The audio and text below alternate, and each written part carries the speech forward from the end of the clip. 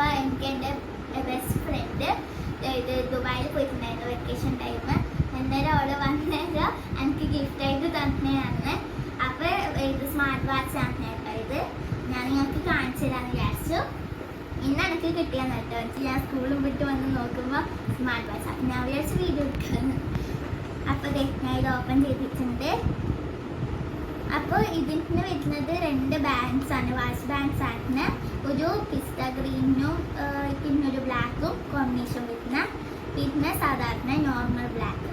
അപ്പോൾ ഇത് രണ്ടുമാണ് ബാൻഡ്സ് ആയിട്ട് വരുന്നത്. ഓക്കെ, എന്നിട്ട് പിന്നെ ഇതാണ് സ്ക്രീന്.